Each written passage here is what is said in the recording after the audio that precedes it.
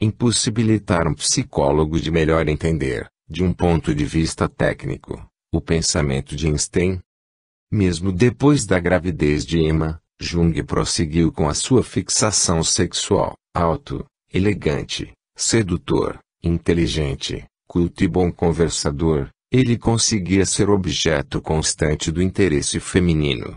Muitas mulheres como Aniela Jaffe, Marie-Héloïse e Yvonne France se tornaram suas discípulas. Jung parecia não se importar muito com isso e, de um certo modo, chegava a estimular essa corte de admiradoras. Emma, corajosamente, sempre esteve ao lado do marido, mesmo com a presença incômoda de Tony Wolff, criando e educando seus filhos. Em 1955 ela começa a desenvolver um câncer que a leva a fazer uma séria operação. Logo depois da cirurgia, ela pareceu melhorar. Entretanto, a seguir entrou em coma, vindo a desencarnar 5 dias depois. Jung sentiu muito a morte da esposa. Dias depois do infausto acontecimento, ele pegou uma pedra e nela gravou: "Ela foi o alicerce da minha vida." E foi mesmo. Capítulo 7. As relações com Freud. Como vimos, Jung trabalhava em Zuriche tratando de doentes mentais, estudando as obras de Pierre Janet e ainda impressionado com a obra de Theodore Flournoy. Em 1910, Jung adquiriu um livro intitulado A Interpretação dos Sonhos, escrito por um médico judeu bastante controvertido, chamado Sigmund Freud. Jung começou a ler o livro, mas não chegou a terminá-lo por não tê-lo compreendido bem. Mais tarde, entretanto, ele retoma sua leitura e, desta vez, compreende a importância que aquela obra possuía para o trabalho que realizava e os pontos comuns que existiam entre o pensamento de Freud e o seu. O que mais impressionou Jung, em relação ao livro, foi a associação nele estabelecida entre a teoria dos sonhos e o mecanismo dos recalques tomado de empréstimo da psicologia das neuroses. Na sua prática com doentes mentais, Jung havia encontrado fenômenos que estariam relacionados com os recalcamentos. Durante a prática do método de associação de palavras, Jung dizia para os seus pacientes uma série de vocábulos, pedindo-lhes que respondessem a cada palavra com o primeiro termo que lhe viesse à mente. Percebeu, então, que certas palavras indutoras faziam com que, ao ouvi-las, as pessoas não tivessem uma resposta pronta e demorassem muito para respondê-las. Jung considerava que a resistência observada teria sua origem no fato de a palavra ter tocado em algo muito doloroso que se encontrava recalcado no mundo interior do paciente. Jung também notou que as pessoas não tinham uma consciência clara do motivo de sua perturbação e, se interrogadas sobre isso, respondiam com evasivas. O que provocava tal recalcamento? A resposta freudiana a esta questão era muito clara. O que origina o recalque é um trauma de natureza sexual. Entretanto, Jung não concordava com ele. Na sua experiência profissional, o psicólogo suíço revela que havia encontrado vários casos em que a sexualidade exercera uma ação secundária, sendo superada por outros elementos. Conta Jung que, certo dia, conversara com Freud e apresentara a ele esta conclusão, mas o fundador da psicanálise ficara irredutível e não se mostrou disposto a abrir mão de sua posição teórica. A questão do relacionamento entre neurose e sexualidade parecia ser uma questão fechada, uma espécie de dogma.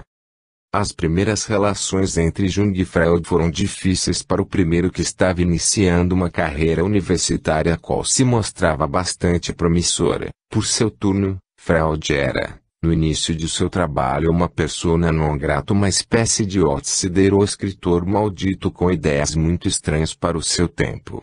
O problema possuía tal dimensão que seria muito complicado para um intelectual se aproximar de Freud sem queimar-se na fogueira que lhe acendera. Assim, o pensamento de Freud não era objeto de discussões abertas e francas, mas abordadas nos corredores das universidades, meio em surdina com quem fala de algo subversivo e conspiratório. Jung, então, passou a viver um problema de consciência com respeito a Freud, uma vez que estava usando as ideias freudianas porque elas coincidiam bastante com as suas. Havia, contudo, que tomar uma posição. Voltemos ao texto junguiano.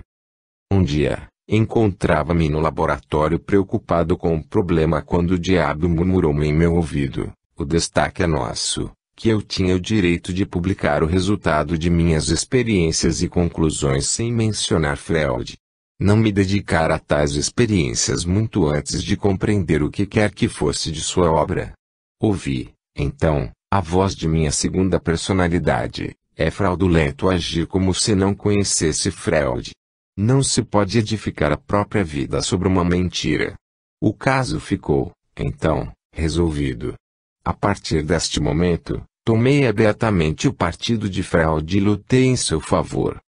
O texto indica, claramente, um conflito de interior que pode acontecer com qualquer pessoa que sofra um drama de consciência, mas Jung se refere a uma consciência externa negativa que lhe identifica com a do diabo e outra positiva que lhe diz ser a voz e sua personalidade número 2 que nós já conhecemos. É curioso que Jung, constantemente, fale como se tivesse consciência da presença de forças externas a ele agindo sobre o seu comportamento, mesmo em um contexto como esse, onde tal interpretação não seria necessária e nem mesmo pertinente. Como Jung havia dito anteriormente, começou a quebrar lanças em favor de Freud. Em um congresso acontecido na cidade de Munique, na Alemanha, o nome de Freud foi omitido de propósito das neuroses obsessivas. Em 1906, Jung escreve um artigo para a revista Münchner Medizinische Wissenschaft. Nesse artigo, ele chama a atenção do leitor para a contribuição significativa de Freud no caso das neuroses obsessivas, como se desse um puxão de orelhas naqueles que haviam esquecido no nome de Freud. Depois desse artigo, 2 professores alemães escreveram cartas a Jung, advertindo de que, se continuasse a defender Freud, estaria colocando em risco a sua carreira universitária em risco. Jung responde que, entre a sua carreira e a verdade, preferia a segunda. Assim, Jung continua apoiando Freud embora prosseguisse discordando dele, notadamente no que dizia respeito à sexualidade. Tal hipótese, Jung reconhecia válida em alguns casos, mas não em outros. De todo jeito, porém, ele não podia negar que Freud havia aberto um caminho significativo para a compreensão da alma humana. Freud reconhecia a atitude favorável de Jung a seu respeito e, por isso, ele o convida a visitá-lo na cidade de Viena onde morava. Há, então, um encontro notável entre os 2 grandes espíritos. Eles conversaram durante 13 horas ininterruptas. Jung afirma em sua autobiografia que aquele havia sido a pessoa mais interessante que ele já conhecera em toda a sua vida. Freud pareceu a Jung um interlocutor de peso. Uma pessoa especial destas que a gente não encontra facilmente em nosso dia a dia. Extraordinariamente inteligente, penetrante, notável sob todos os aspectos, são adjetivos com que Jung qualifica a Freud. No entanto, apesar desta forte impressão, Freud não conseguiu convencer Jung sobre a teoria da sexualidade e a sua relação com as neuroses. Durante esta conversa Jung opôs várias dúvidas e objeções e Freud não conseguiu responder essas colocações a contento. Freud argumentou dizendo que, muito provavelmente, as resistências de Jung deviam-se à sua pouca experiência e que, com o tempo, acabaria por lhe dar razão.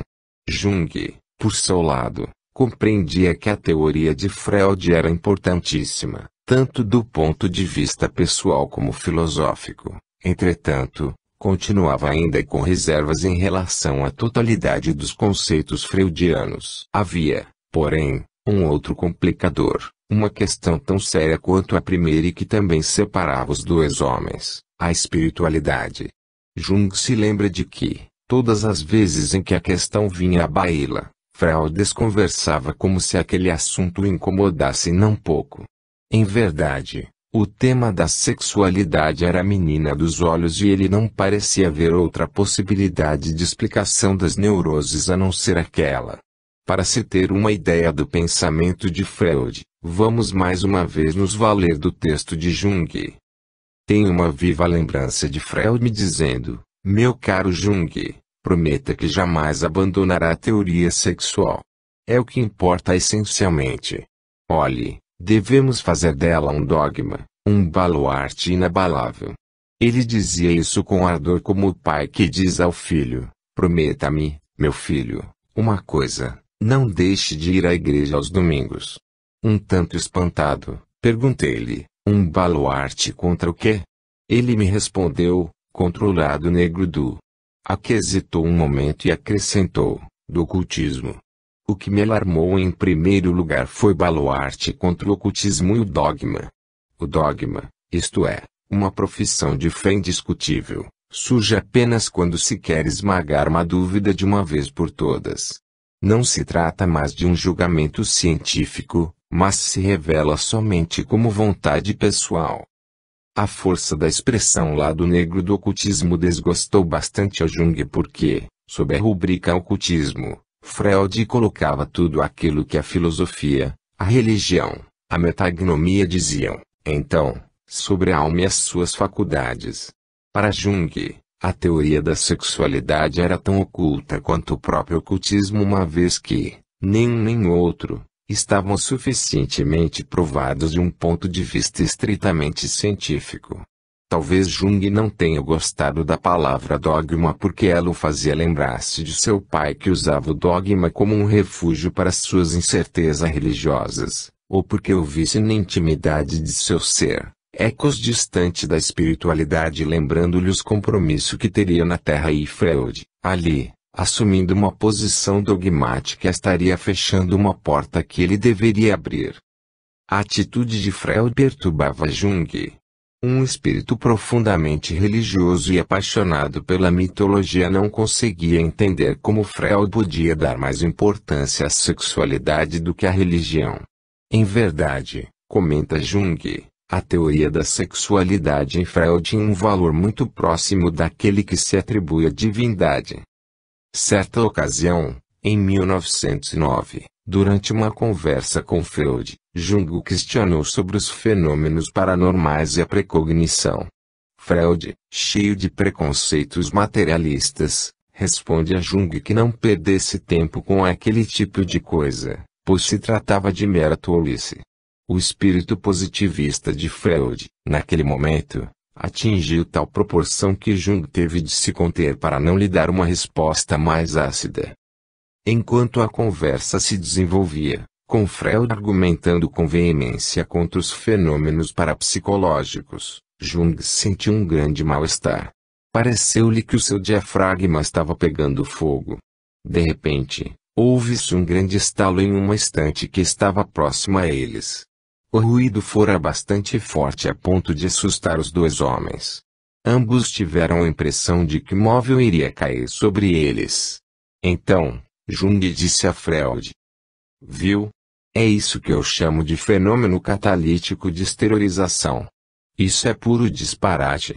Respondeu Freud. Não é tolice, professor. Eu aviso previamente de que haverá novo estalo.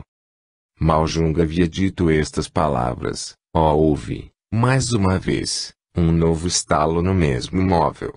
De algum modo, Jung sabia que o barulho iria se repetir como verdadeiramente aconteceu. Freud olhou para o seu amigo literalmente abalado. Jung entendeu aquele olhar não só como uma forma de manifestar o seu desagrado, mas, principalmente, como se, com aquele olhar, ele quisesse demonstrar uma forte desconfiança com respeito a ele. Nunca mais os dois homens voltaram a tocar naquele assunto. Ainda em 1909, Jung foi convidado pela Clark University, situada em Worcester, no estado de Massachusetts, para fazer palestras sobre a técnica da associação de palavras. Na mesma ocasião, mas independentemente, Freud recebeu o idêntico convite e, assim, os dois decidiram viajar juntos. Participou também desta viagem Sandor Franks e, um amigo e colaborador de Freud.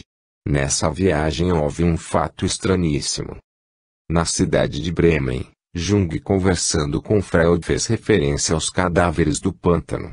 Por este nome, designava-se a descoberta arqueológica de corpos humanos muito antigos acontecida ao norte da Alemanha. Esses corpos, possivelmente pré-históricos, eram de pessoas que se haviam afogado no pântano, onde sofreram um processo de mumificação em virtude de condições ambientais propícias. Jung, que sempre estava interessado em arqueologia e em assuntos ligados à morte, como já vimos em outra parte deste livro, falava dos cadáveres como se fosse o melhor assunto deste mundo. De repente, Freud, irritado, perguntou a Jung por que estaria tão interessado em cadáveres.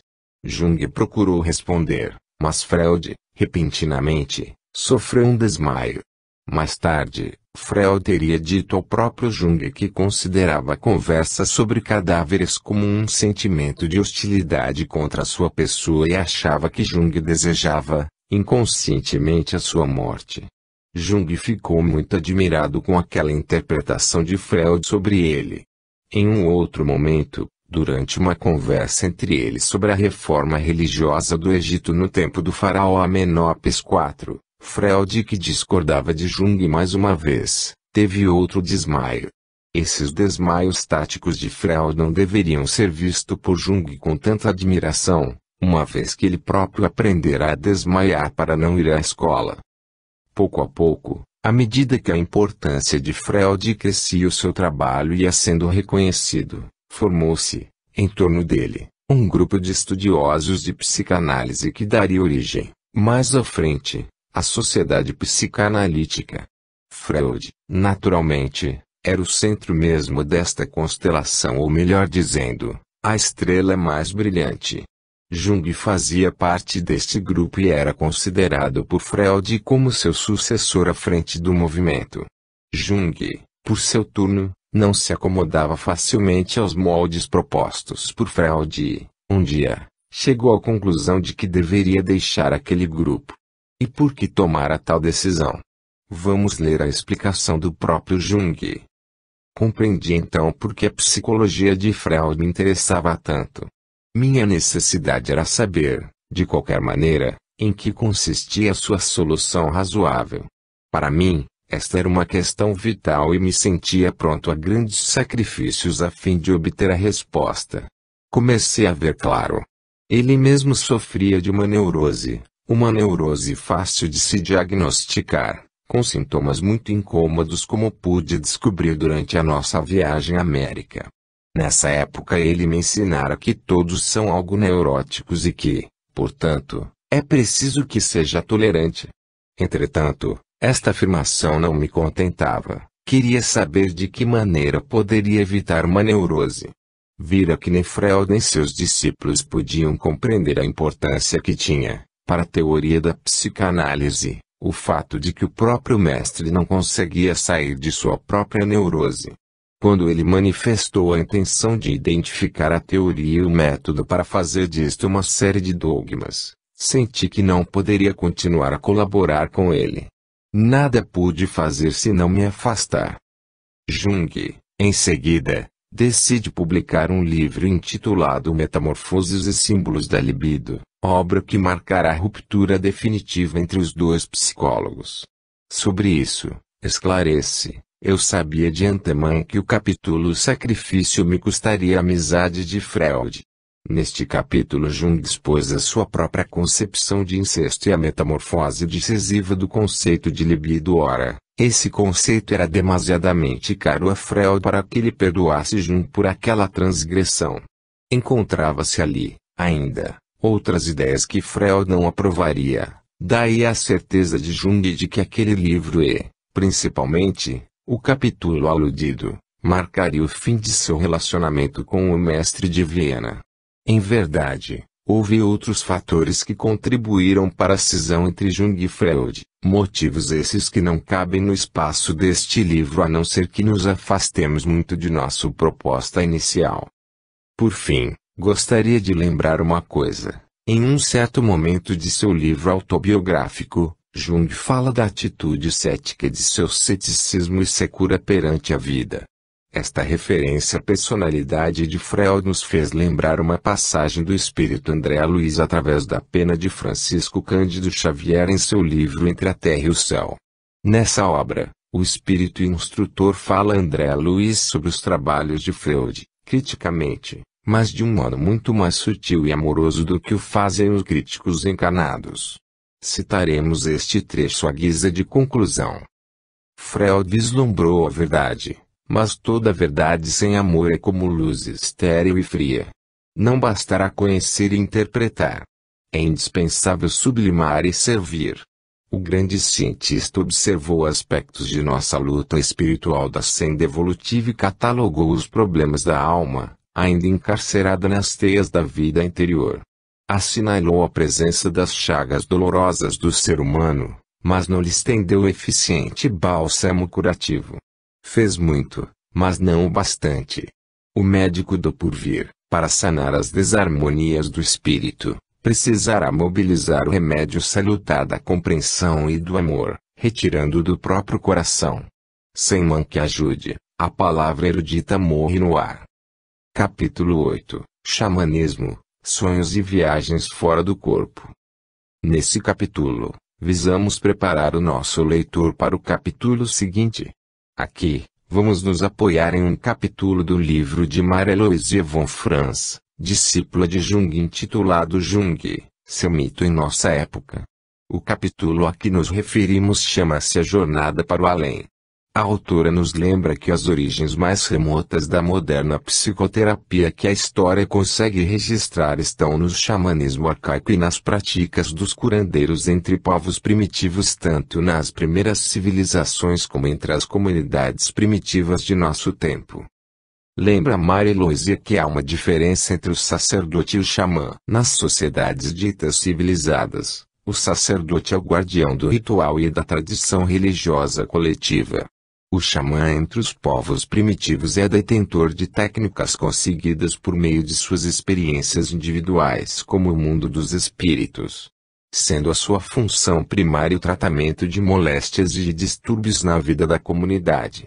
O interessante que destaco é o fato de que a autora, sempre fiel ao pensamento junguiano, prefere chamar o mundo dos espíritos de inconsciente. Como o xamã cura a pessoa que sofre, o paciente em linguagem moderna. A cura é feita por meio dos transes do próprio xamã que, viajando ao mundo dos espíritos, descobre o remédio adequado àquele caso. Ele ainda exerce a função de psicopompo, ou seja, de condutor de almas no mundo espiritual, e ainda exerce a função de médium entre os dois planos, o material e o espiritual. Em seu notável livro Xamanismo, Mircea Eliade nos diz que o xamã é um especialista da alma uma vez que conhece a sua forma e o seu destino. Como alguém se torna xamã? Muitas vezes isto se dá por hereditariedade no caso de famílias de xamãs, mas existem também aqueles que são chamados para exercer este trabalho. São os chamados por vocação. Neste segundo caso, o chamado é anunciado através de uma espécie de desorientação psíquica. O apelo também pode vir por meio de um sonho. Como acontece com a mediunidade, muitas convocações ao xamanismo vêm acompanhados de doenças físicas, mal-estar, dores de cabeça, estranhos zumbidos que acabam assim que o xamã aceita a sua tarefa e começa a se desenvolver. Ainda como no caso dos médiuns, os xamãs costumam ser pessoas muito sensíveis e mais suscetíveis do que as outras pessoas. Na prática do xamanismo e nas experiências iniciáticas dos curandeiros de povos primitivos acontece um fenômeno religioso muito antigo que se encontra relatado em velhas histórias sobre os xamãs. Este tema recorrente costuma ser chamado de ascensão da alma ou viagem fora do corpo ou ainda viagem celestial.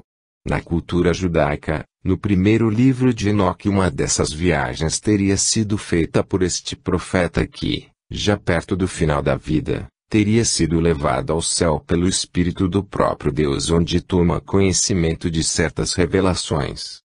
Tais viagens incomuns são narradas também no segundo livro de Enoque, no chamado Apocalipse de Baruch, no Apocalipse de Sofonias, obra citada por Clemente de Alexandria. Nesta obra, Sofonias é também conduzido ao céu pelo Pneuma, Espírito, e lá contempla a obra de Deus. O apóstolo Paulo de Tarso, na sua segunda carta aos Coríntios, parece se orgulhar de ter sido levado ao que ele chama de terceiro céu e ao paraíso. Diz o apóstolo dos gentios que ela não sabe, nesta viagem, estava no corpo ou fora do corpo. No terceiro céu, ouviu palavras impronunciáveis. No Talmud Babilônicos, Tractate Shagiga 14b, citado por Bolsete, há uma história muito interessante. Conta-se nesse livro que 4 homens tentaram entrar no céu e ir ao paraíso. Foram eles, Ben Azai, Ben Soma, Asher e o Rabino Akiba. Ben Azai foi, viu e morreu. Ben Soma, ao contemplar aquelas maravilhas, enlouqueceu. Asher derrubou árvores. Somente o Rabi Akiba foi e voltou em paz. O historiador romeno Mircea Eliade nos diz que, na Grécia Antiga, as viagens fora do corpo dos xamãs também existiram. Os médicos sacerdotes Abariz e Aristeu de Proconeso curavam e profetizavam, entravam em estado mediúnico, em êxtase. Hermótino de Clasômena teria deixado seu corpo por um tempo considerável, muitos anos, e seguiu para regiões distantes. Nesses lugares não revelados recebeu o dom mântico e a faculdade de conhecer o futuro. Epimenides de Creta, certo dia adormeceu em uma caverna do Monte Ida e ali aprendeu a entrar em transe e conhecer todas as coisas. Entre os trácios era usada a fumaça do cânhamo para produzir estados de êxtase, e o mesmo acontecia com a Pitonise de Delpos, que entrava em transe mascando folhas de louro e aspirando um gás subterrâneo. Conta Platão em seu livro República a história de o armênio que, ferido em uma guerra, foi dado como morto. Nesse estado foi levado a uma região onde os espíritos se preparavam para reencarnar e, inclusive, podiam escolher as suas provas na Terra. A lenda de Timarco possui material parecido com este. Na antigo Irã existem também relatos de pessoas que em estado de êxtase visitam o mundo sombrio ao qual só se vai depois da morte. Em uma obra intitulada Livro de Artai Viraf conta-se o sofrimento de um personagem chamado Viraf que padeceu durante 7 dias em virtude de um tétano.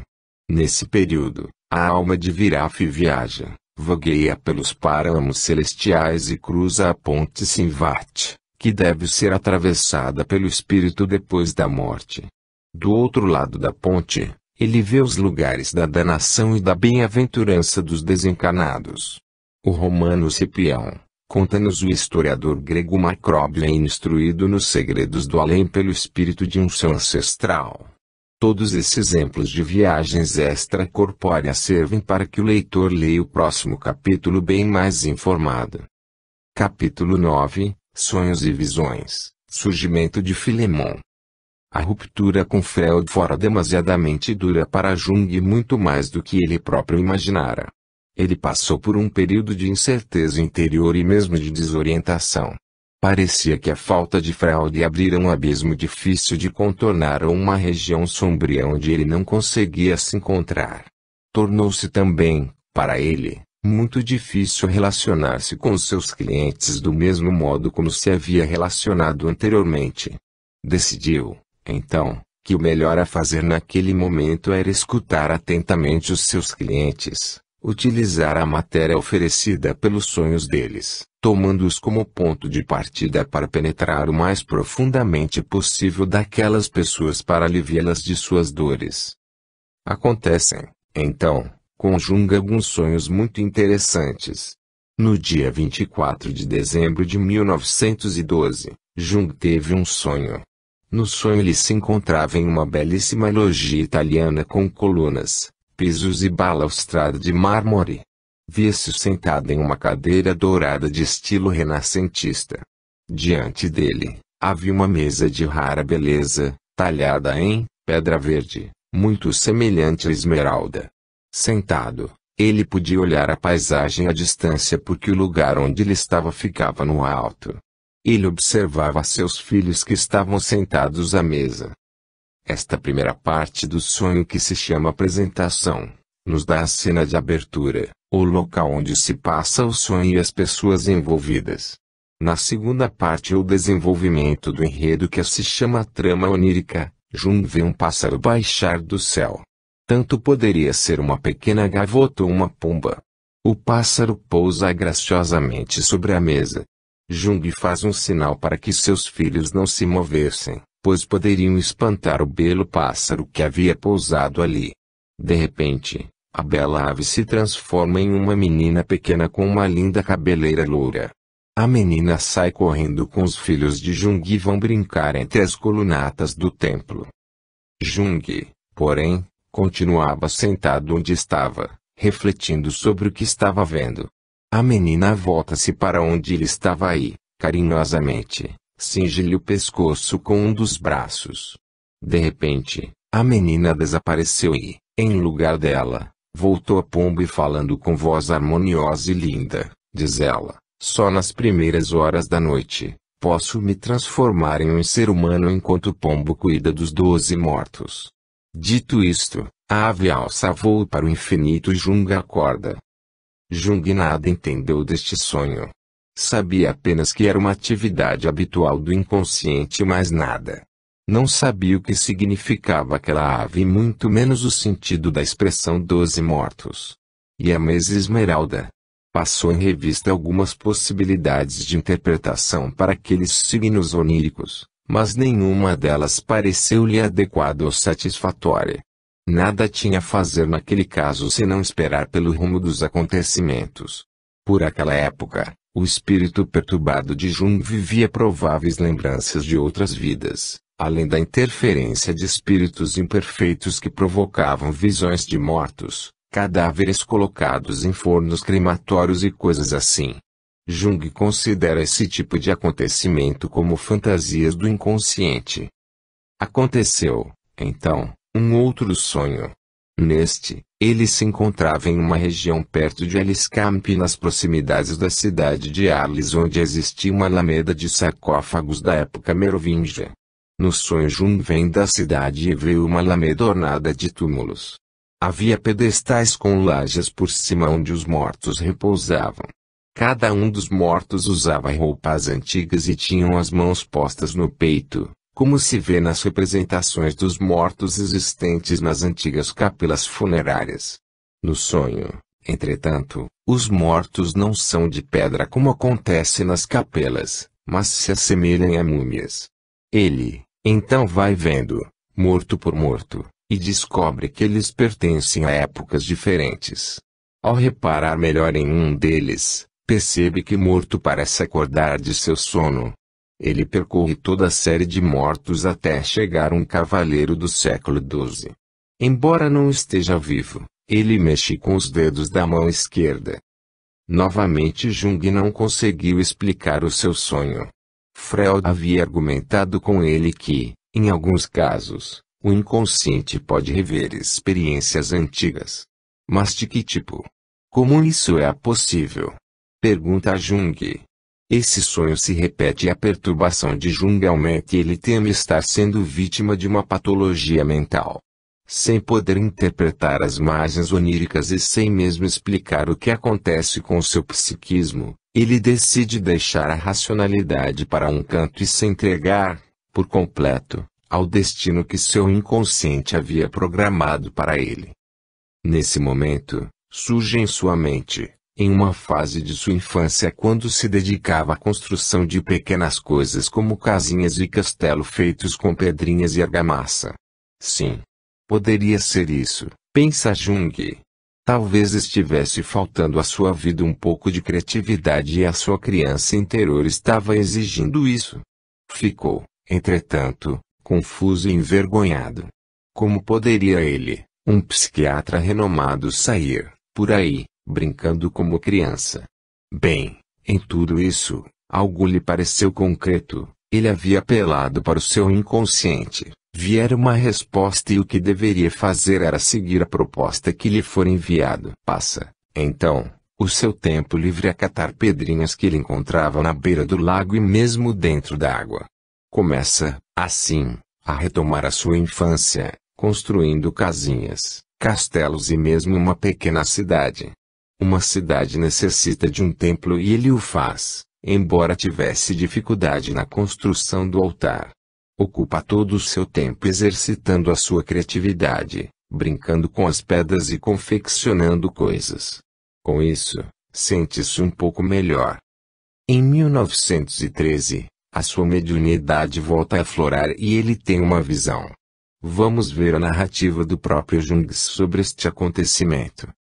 Por volta de 1913, a pressão interior que, até então, eu havia sentido, pareceu deslocar-se para o exterior como se algo pairasse no ar. Efetivamente, a atmosfera me parecia mais sombria do que antes. Não parecia se tratar de uma situação psíquica, mas de uma realidade concreta. Essa impressão tornava-se cada vez mais intensa.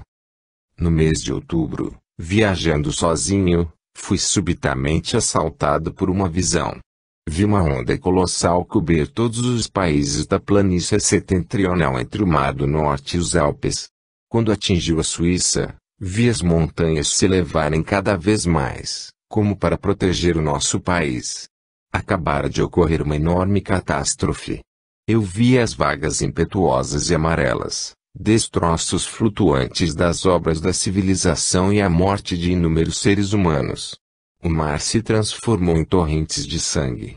Esta visão durou cerca de 1 hora. Perturbado, nauseado, tive vergonha de minha fraqueza. Esta passagem é verdadeiramente impressionante. Ela lembra bastante alguns trechos do Velho Testamento nos quais os profetas, médiuns, sentiam uma forte e dolorosa pressão interior que eles interpretavam como a mão de Deus, que os oprimia e os mandava profetizar. Nesse caso o profeta Jeremias é um bom exemplo.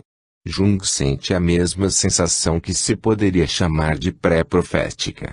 Trata-se, muito provavelmente, de um desdobramento em que ele é levado ao plano espiritual onde contempla em uma espécie de tela fluídica os acontecimentos traumáticos que deverão acontecer na Europa.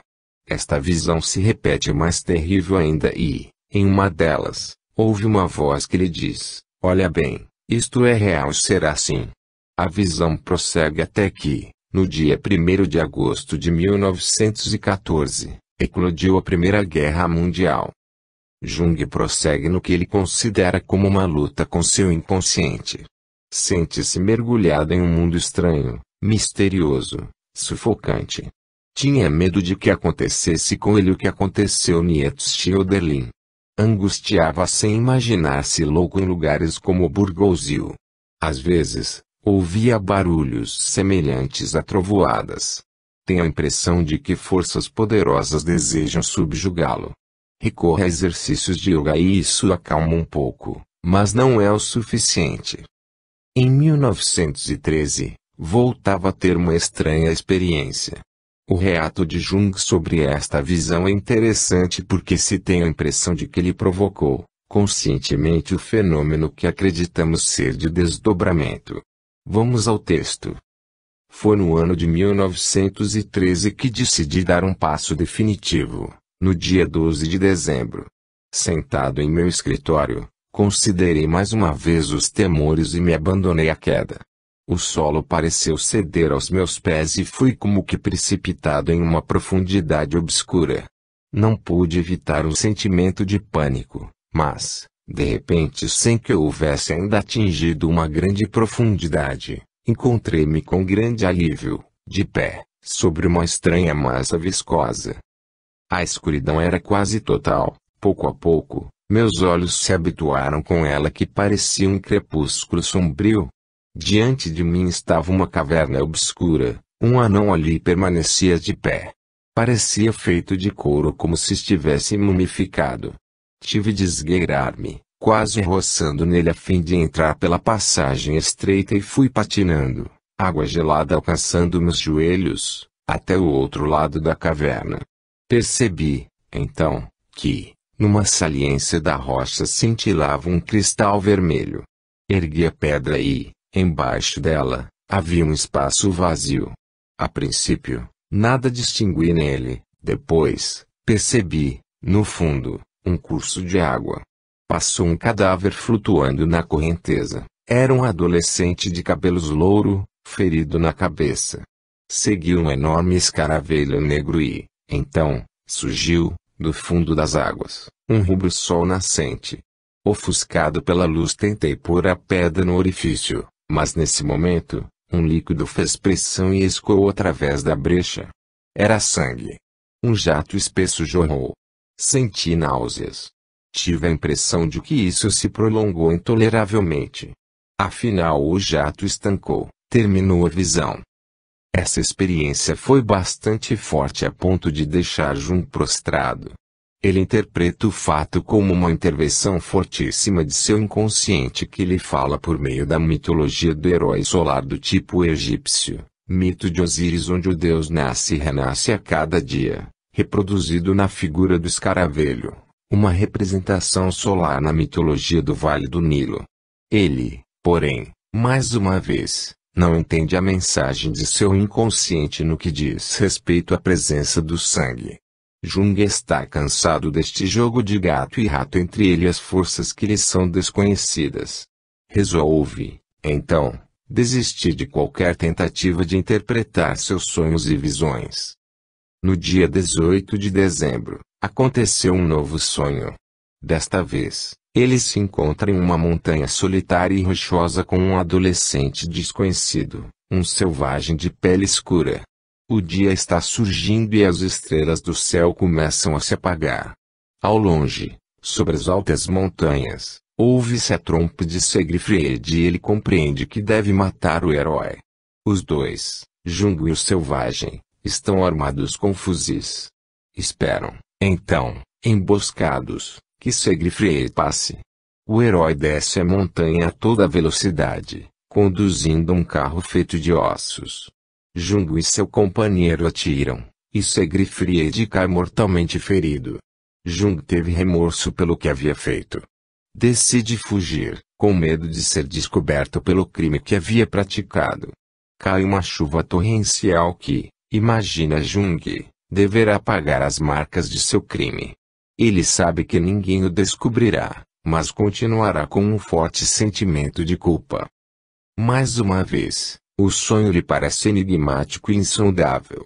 Tenta dormir de novo, mas escuta uma voz que lhe diz: é preciso que compreendas este sonho imediatamente. Um frisson corre por todo o corpo de Jung. A voz sentencia implacável: se não compreenderes este sonho, melhor seria dares um tiro na cabeça. Ele se lembra de que seu revólver estava na gaveta e sente de que pudesse obedecer à voz. De repente, passa por sua cabeça uma solução. Mas este é o problema que agita atualmente o mundo.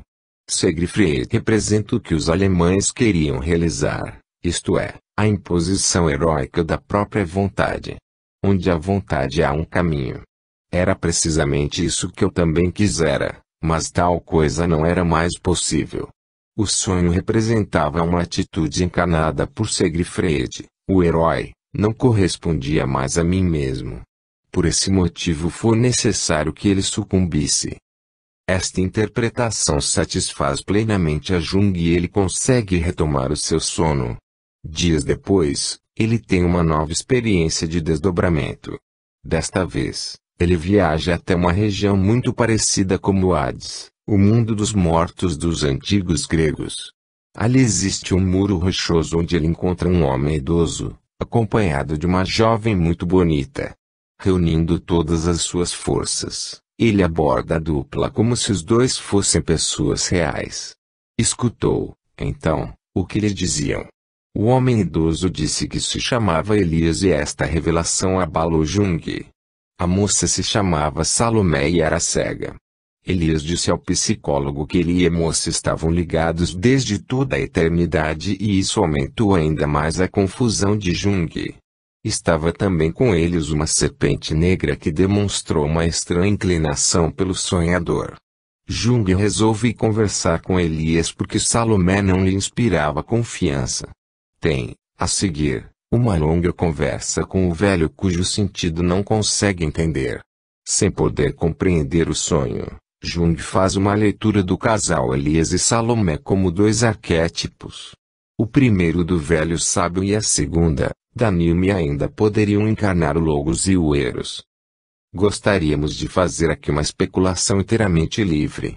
Os estudiosos da doutrina espírita, interpretando uma passagem do Evangelho segundo Mateus, Mate 11, 12 a 15, na qual o mestre identifica João Batista e o profeta Elias como sendo o mesmo espírito, defendendo a tese de que Elias havia encarnado com a personalidade de João Batista. Os espíritas justificam a sua tese utilizando-se de um princípio identificado como a lei de causa e efeito. Assim como Elias, em sua época havia por degolação, muitos profetas de Baal, na encarnação como João Batista, ele sofrerá o mesmo tipo de morte que outrora impusera a seus adversários. Relendo-se a biografia de Elias, o tesbita, encontramos uma personagem chamada Jezabel, rainha, esposa do rei Acabe. Jezabel era seguidora do deus Baal e muito estimava os profetas deste deus. Assim, o ato de Elias foi para a rainha uma ação execrável e ela diz que mataria Elias do mesmo modo que ele matara os seus profetas. Elias, porém, não morreu degolado, uma vez que foi, em vida, arrebatado ao céu por um carro de fogo.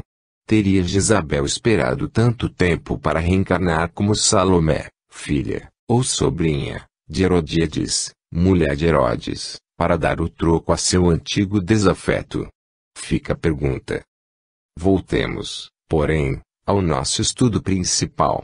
As coisas continuam muito difíceis para Jung quando lhe acontece um fato novo. A presença de um personagem chamado Filemon. Esta personalidade apareceu-lhe a primeira vez em um sonho. Nesse sonho, Jung se encontra em um lugar muito estranho. De repente, surge a seu lado um ser alado. Era um velho com chifres semelhantes aos de um touro. Trazia na mão um feixe de 4 chaves e parecia que ia abrir uma porta. As suas asas eram quase iguais às de um pássaro, chamado martim pescador, inclusive com as cores próprias daquela ave. Jung ficou tão impressionado com este sonho que, para não esquecê-lo, fez um desenho das imagens principais. Poucos dias depois do sonho, passeando em seu jardim, nas margens do lago, encontrou um martim pescador morto. Aquilo era inteiramente insólito porque aquele tipo de pássaro não era comum em Zuriche. O corpo da ave ainda estava fresco. Deveria ter morrido há pouco tempo, uns 2 ou 3, talvez. Não havia sinais de ferimento em seu corpo.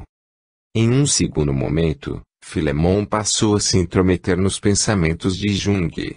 O psicólogo suíço afirma que Filemon representava uma força que não era de seu interior, parecendo uma força externa, vinda de fora. Em imaginação, mentalmente, Jung conversa com este personagem e diz ter percebido com clareza que era ele, Filemon, quem falava. Pouco a pouco, nessas conversas, Filemon informa a Jung a respeito da objetividade psíquica e da realidade da alma. A experiência com esta personalidade é interessante. Sobre ela, nos informa Jung. Psicologicamente, Filemon representa uma inteligência superior. Era, para mim, um personagem misterioso. De vez em quando, eu tinha a impressão de que ele era quase que fisicamente real.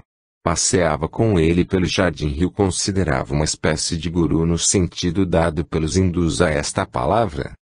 Estas palavras nos parecem meio descabidas na boca, ou na pena, de um psicólogo de formação materialista. Ele, ao mesmo tempo que considera Filemon um produto de seu inconsciente, tem com ele uma relação muito próxima daquela que Francisco Cândido Xavier tinha para com Emanuel Odivaldo Pereira Franco, tem com Joana de Angelis. Tempos mais tarde, cerca de 15 anos depois destes acontecimentos, Jung recebeu a visita de um hindu muito culto e teve com ele uma conversa entre o guru e o seu Sheila. Em sua autobiografia, Jung narra a conversa que teve com esse homem. Reproduzimos aqui este texto pela importância que ele possui para o nosso trabalho. No início de sua conversa, Jung pergunta ao hindu sobre a natureza de suas relações com seu guru e qual era o nome dele. O indiano respondeu: "Oh, sim. Era Shankaracharya. O senhor não está se referindo ao comentador dos Vedas. Ele não morreu há séculos." "Sim. É dele que estamos falando," respondeu um homem. "O senhor está falando de um espírito?" questionou Jung. "Naturalmente," concluiu o indiano. Nesse momento, Jung diz ter se lembrado de Filemon. O indiano prosseguiu: "Há também gurus espirituais. A maioria das pessoas tem gurus que são homens vivos, mas há também as que têm espíritos por mestres." Consideramos estranho que Jung tenha colocado em seu livro de memórias esta passagem. O que pretendia com isso? Porque fez referência a uma passagem que diz respeito à mera opinião de um homem sobre uma questão espiritual. Talvez Jung tenha desejado colocar, na boca desse personagem, uma opinião sua sobre as suas relações com Filemon, opinião que ele possuía, mas que não podia assumi-la abertamente. Talvez. Apenas talvez. Gostaríamos, terminado este capítulo, de fazer algumas considerações sobre o que vimos até aqui. Recordemos que, ao iniciar este capítulo, lembramos que a separação entre Freud e Jung fora bastante traumática para o segundo. Naquele momento instaurou-se, em seu mundo interior, uma crise fortíssima, marcada por uma sucessão de sonhos e desdobramentos no qual ele visita o plano espiritual e tem contato com espíritos desencarnados que ele toma por imagens arquetípicas. Por meio dessas manifestações, ele foi advertido com energia, mas não consegue perceber com clareza a natureza real e o conteúdo desses avisos. Jung, em lugar de interpretar corretamente o que lhe acontecia e de estudar, de um ponto de vista espiritual, aqueles fenômenos, prefere interpretá-los pela ótica do materialismo. É neste momento que aparece Filemon para ajudá-lo a pôr alguma ordem no caos instaurado em seu psiquismo. É realmente impressionante como Jung, mesmo esmagado por um grande número de fenômenos de natureza claramente espiritual, não se rende às evidências e sempre procura escapar pela porta larga do materialismo. Vamos a um exemplo em que Jung deixa isso muito claro. Redigindo as anotações a respeito de minhas fantasias, certo dia, perguntei a mim mesmo: mas, afinal, o que estou fazendo? Certamente tudo isso nada tem a ver com ciência. Então, do que se trata? Uma voz me disse: o que fazes é arte. Fiquei profundamente impressionado, pois nunca me teria vindo ao espírito a ideia de que as minhas fantasias se relacionassem com arte. Mas pensei, talvez o meu inconsciente haja elaborado uma personalidade que não é a minha e que deseja expressar a sua própria opinião. Eu sabia que a voz vinha de uma mulher e a reconheci como sendo a de uma paciente, uma psicopata muito dotada que estabelecera uma forte transferência com relação a mim. Ela se tornara uma personagem viva de meu mundo interior. Jung procura reagir com respeito à colocação feita pela voz. Procura, energicamente, explicar àquela voz misteriosa que ela estava errada e que o seu trabalho não tinha a menor relação com a arte. Contudo, a voz insistia: o que fazes é arte. Ele esperou que a voz continuasse o diálogo, mas ela silenciou. Ele então imaginou que a mulher que havia dentro dele, a ânima, não havia respondido porque lhe faltava um centro de palavra e, então, propôs a ela que usasse o seu mecanismo verbal para expor os seus pontos de vista. Ela aceita a proposta e faz uma longa dissertação, apresentando seu modo de ver o problema. Este fato leva Jung à seguinte conclusão: sentia-me extremamente interessado pelo fato de que uma mulher que provinha de meu íntimo se miscuísse em meus pensamentos. Refleti que, provavelmente, se tratasse da alma no sentido primitivo do termo. Perguntei a mim mesmo o motivo pelo qual a alma fora designada com o nome de anima. Porque é representada como sendo feminina. Compreendi, mais tarde, que esta figuração feminina em mim correspondia a uma personificação típica ou arquetípica do inconsciente do homem, designada pelo termo anima. A figura correspondente, no inconsciente da mulher, chamei de animus. Assim, a partir de um fato acontecido com ele, Jung generaliza e estende a presença da anima e do animus a todos os psiquismos existentes. Mais uma vez, Jung racionaliza aquilo que não entende e que não está disposto a ver de outro modo.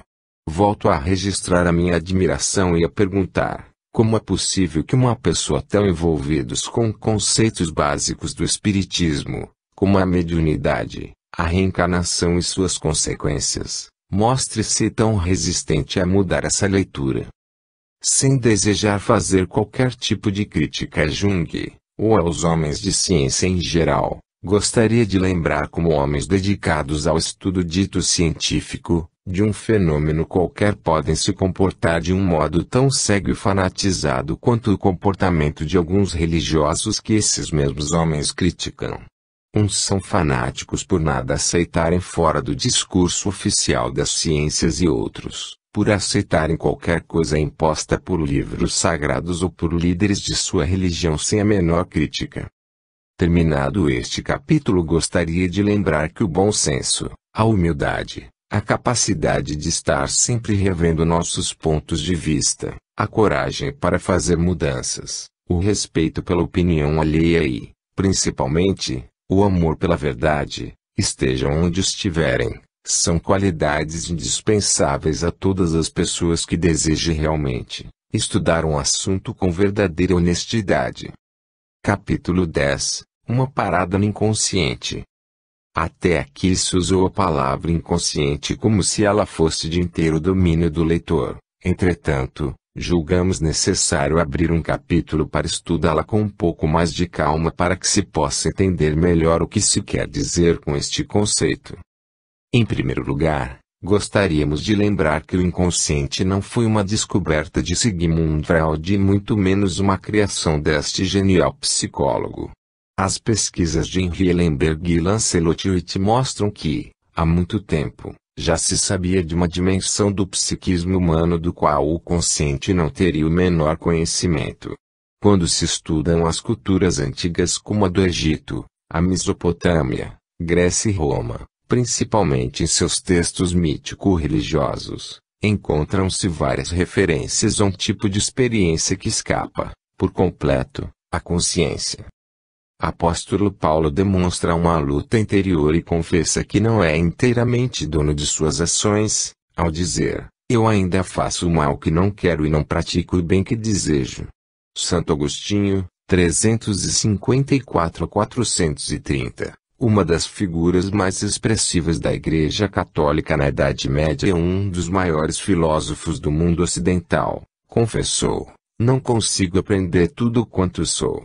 Agostinho parece muito interessado nos comportamentos que escapam ao seu controle consciente.